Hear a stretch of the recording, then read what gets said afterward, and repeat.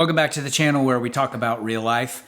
Wanted to share a conversation that I just had with a really good friend of mine who is as a result of all of this Doge stuff, is in the process of potentially changing careers. He's basically like a government contractor, really, really great at what he does, has a military background, has a police background. And so he's sort of hunting and pecking around his career options at this point. And so one of the options that's on the table is for him to become some sort of financial advisor, maybe like an insurance agent. And so he was sort of calling me to ask me my perspective on that. So I think this is a great time to just sort of unpack my thoughts about opportunities like Primerica, or becoming a financial advisor, or maybe even a certified financial planner. So the perspective that I gave him, first of all, about the Primerica deal, and for those of you guys that are not familiar, Primerica is basically a network marketing insurance company. I'm not exactly sure how their process works. I just know that I believe it is still a network marketing company, and I think that they do have some pretty solid products, but if you follow me for any amount of time, I steer my clients away from network marketing altogether, especially if they have debt, especially if they don't have their money under control, because there is a tendency in that industry to prey on people that are sort of in those kinds of situations. So in my mind, that is off the table. I kind of think that maybe it's off the table in his mind as well. So check the box on that one, right? The second piece of the conversation is really centered around, financial advisors and going to work for a company, like Edward Jones, or, any of those other sort of big box kind of like retail financial advisory firms where they're kind of targeting the average consumer who maybe has some expendable income and they want to start investing and all of that sort of thing.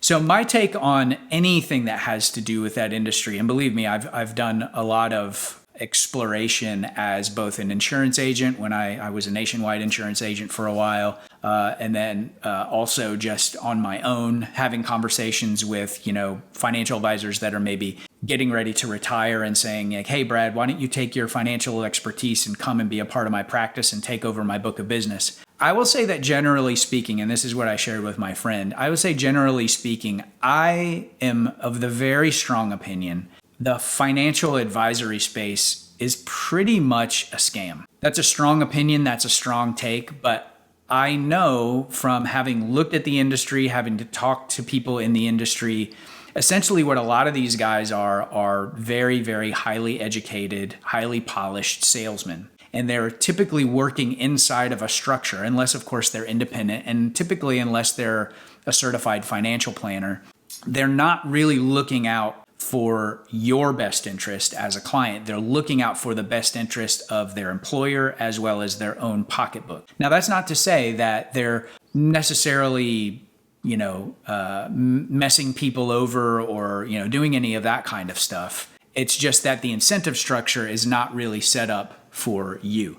So a lot of times, let's say, for example, you're a financial advisor for one of these big boxes, like you have probably a bucket of, it could be anywhere from 6 to 12 to more financial products that you're incentivized to sell to your clients. And if you sit down and evaluate each one of those products, if you're an honest broker and you sit down and evaluate each one of those products and you look at the competitive products in the industry, you could look at, like a Vanguard mutual fund or an ETF or Fidelity or whatever. If you're in your right mind, if you're in my opinion, your right moral code, it's not correct. It's not right from a fiduciary responsibility, which is, basically keeping the best interest of your client always at heart.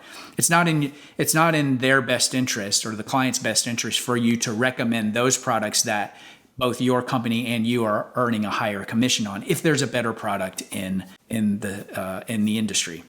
So my personal bent on financial advisory as a profession, one of the things that I see and I'm very happy about is I think that Bitcoin and the proliferation and the growing understanding of Bitcoin, the more people that understand Bitcoin are naturally going to understand money better. They're naturally going to understand investing better. And I think that ultimately that's going to almost eradicate the financial advisory profession. Because why do you need somebody to tell you to do with your money, tell you what to do with your money, which I've been advocating for years. Like, you need to sit down and really understand what it is that they're even recommending that you're investing in.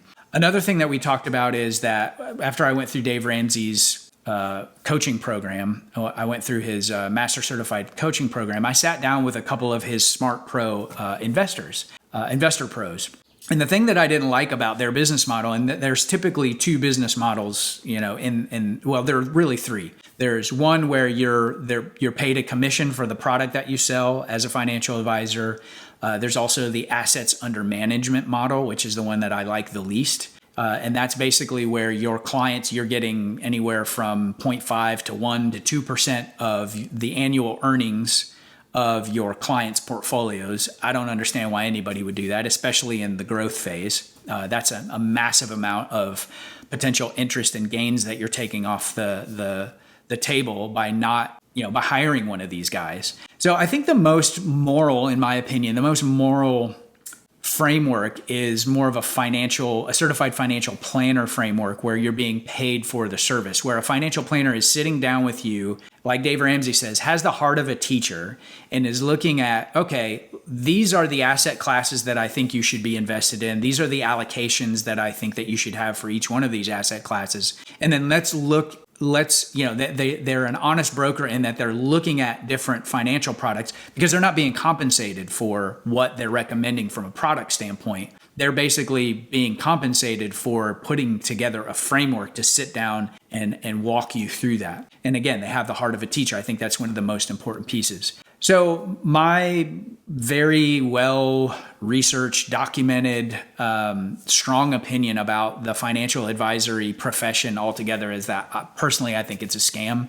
I know that, there are other financial advisors out there that watch my videos and all that. And that's not a personal attack on you by any stretch of the imagination. I just think that it feeds on the inherent laziness in our culture of people that they just want to outsource that piece. And I know I have friends and even clients still that have a financial advisor that they use, that they pay a fee to, and they have no idea what's in their portfolio. I personally don't understand that. I think that that's a huge, huge mistake. Like, if you don't understand what it is that you're investing in, that's a big problem. That's how you get robbed. That's how these people, these organizations are set up to embezzle you ultimately, is based on your own ignorance. So I would say that, again, another area where I agree with Dave Ramsey, if you can't explain what it is that you're investing in to a 5-year-old, then you probably need to, first of all, level up your awareness, level up your nuance of what it is that you're invested in, and just overall, just be very, very careful. So if you're someone that is thinking about hiring a financial advisor or even a certified financial planner, my personal opinion is that you don't need them. There are, several, I actually have a little free masterclass that I put together for that. So if you guys are interested in that, I can share that with you here. But I would just say, caveat emptor, buyer beware when it comes to using a financial advisor or getting involved in that industry in any way, shape, or form, especially as the world moves ever so slowly still toward a Bitcoin standard. I think that industry and the need for that profession is going to be almost completely eliminated. So that's my take on it. I hope that was helpful. If this kind of content is helpful to you, I appreciate it. If you hit the subscribe button, share this with somebody that you know that needs it. It helps the algorithm push it out to more people, and I'll see you in the next video.